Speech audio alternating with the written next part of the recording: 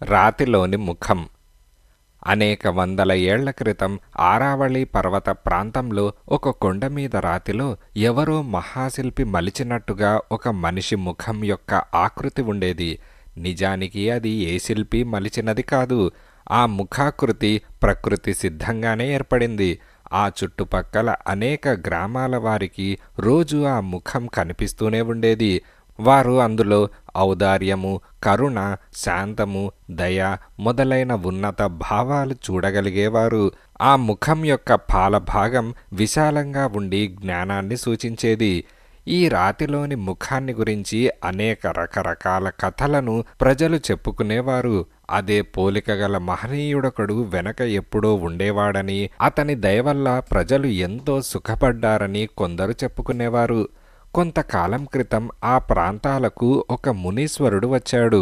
చుట్టుపక్కల గ్రామాల వారు వందలాదిగా మునీశ్వరుణ్ణి చూడబోయారు. వారిలో కొందరు ఆ రాతిలోని ముఖం గురించి మునీశ్వరుణ్ణి అడిగారు. ఆ మునీశ్వరుడు కొంచెంసేపు ఆ ముఖం కేసి చూసి, అదే పోలిక గలవాడు ఈ ప్రాంతాల్లో కనిపిస్తాడు. అతను గొప్ప జ్ఞాని, మహనీయుడు.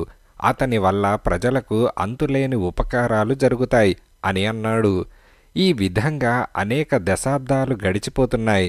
మునీశ్వరుడు చెప్పిన వృత్తాంతాన్ని ఒక తరం వారు మరొక తరం వారికి కట్టుకథ కింద చెప్పుకుంటూ వచ్చారు. చాలామందికి ఆ కథలో విశ్వాసం కూడా పోయింది.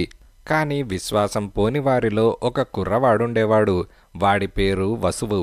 వసువు పసివాడై ఉన్నప్పుడే వాడి తాత వాణ్ణి రోజూ ఒళ్ళో కూర్చోబెట్టుకొని రాతిలోని బొమ్మ చూపిస్తూ మునీశ్వరుడు తన చిన్నతనంలో చెప్పిన మాటలను తన మనవడికి చెప్పేవాడు. అనేక సంవత్సరాల పాటు రోజూ ఈ విషయం విని ఉండటం వల్ల మునీశ్వరుడు చెప్పిన జోస్యం వసువు తలకు బాగా పట్టింది. ఇదిలా ఉండగా వసువు ఉండే గ్రామానికి ఒక రోజున మహాజ్ఞాని అయిన సన్యాసి ఒకడు వచ్చాడు. ఆయన వేదాలను, ఉపనిషత్తులను బాగా కాచి వడబోసిన వాడని, తర్క వ్యాకరణాది శాస్త్రాలలో ఘటికుడని అన్నారు. ఈ సన్యాసి ముఖం రాతిలోని బొమ్మకు పోలికే లేదు. అయినా నిరాశ చెందకుండా వసువు ఆయన చెప్పే గొప్ప గొప్ప విషయాలన్నీ విన్నాడు. సన్యాసి చెప్పిన విషయాలు గొప్పవనటానికి సందేహం లేదు. కానీ ఆయనకు ప్రజల జీవితము, వారి కష్టసుఖాలు కొంచెమైనా తెలియవు. సామాన్య కుటుంబంలో పుట్టి ప్రజలతో నిత్యము కలిసిమెలిగే వసువుకు త్వరలోనే ఈ విషయం అర్థమైంది. అదీ కాక ఈ సన్యాసి అమిత కోపిష్టి. తాను ప్రబోధించేటప్పుడు ఎవరూ తుమ్మరాదు, దగ్గరాదు. అంత గొప్ప విషయాలు వినేటప్పుడు పామరులకు ఏదైనా ధర్మ సందేహం కలగదా? సందేహం కలిగి ప్రశ్న వేయరాదు. మీ కర్మ, యోగ్యత గలవారు అర్థం చేసుకోండి, లేనివారు నోర్మూసుకోండి అని అనేవాడు. అంతకంతకు ప్రజలకు సన్యాసి మీద భక్తి తగ్గింది. కొంతకాలానికి సన్యాసి వెళ్ళిపోయాడు. తన ఆశ ఫలించనందుకు వసువు నిట్టూర్చాడు. ఇలా కొంతకాలం జరిగింది.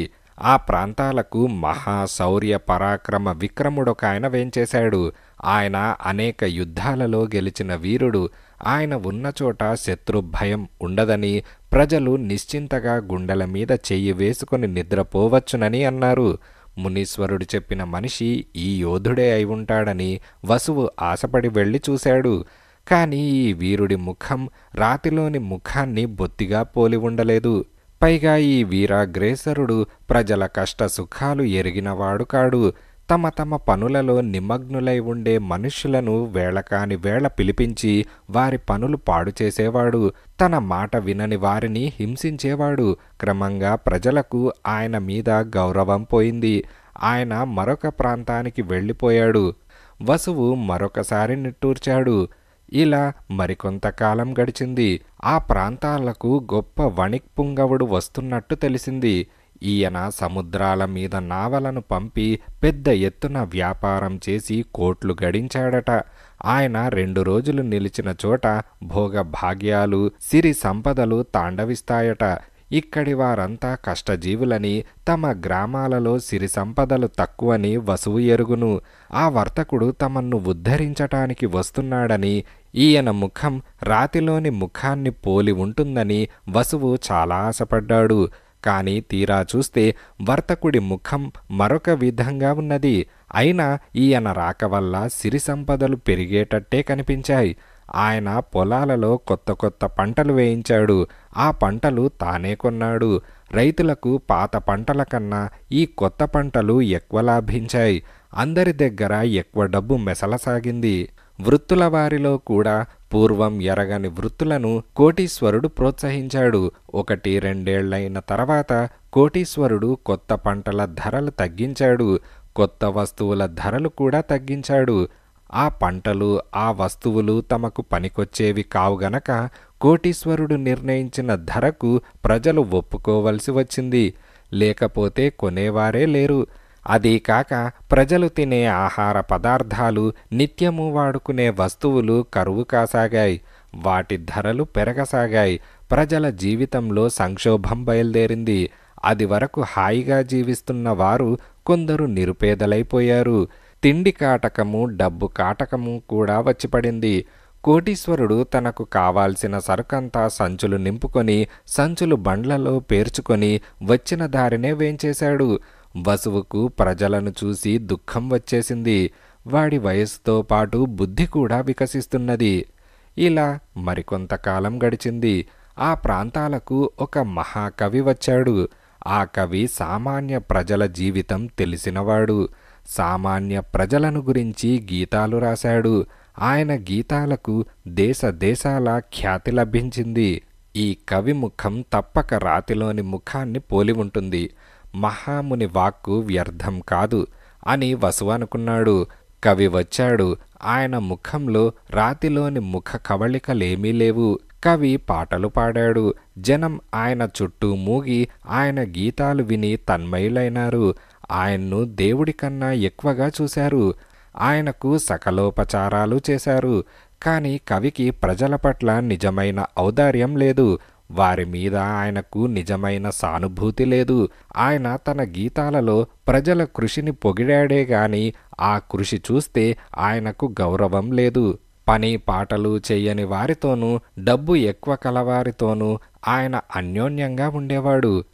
ఈ కవి వంచకుడు. ఆయన తన గీతాలతో ప్రజలను వంచిస్తున్నాడు గాని ప్రవర్తనతో కాదు. అందుచేత ఆయన ప్రవర్తన వాస్తవమైనది. ఆయన గీతాలు అసత్యమైనవి. వాటిలో ఎంత యథార్థముంటేనేం అని వసువు అనుకున్నాడు.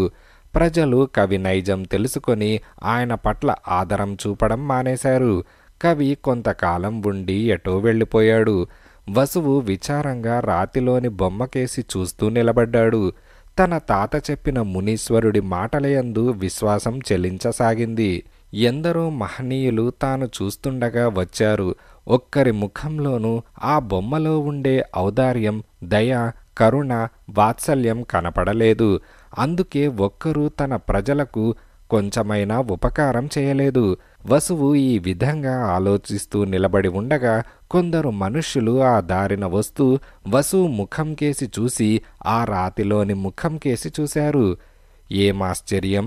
వసువు ముఖం 3 మూర్తుల రాతిలోని ముఖంలాగానే ఉన్నది. ఈ వార్త క్షణంలో చుట్టుపక్కల గ్రామాలకు పాకింది. రాతిలోని ముఖం గురించి, దాన్ని గురించి పూర్వులు చెప్పుకున్న గాథ గురించి మర్చిపోయిన వారంతా వసువు దగ్గరకు వచ్చి మొట్టమొదటిసారిగా 2 ముఖాలకు గల పోలికలను చూసి ఆశ్చర్యపడసాగారు. మునీశ్వరుడి అమోఘ వచనం ఫలించింది.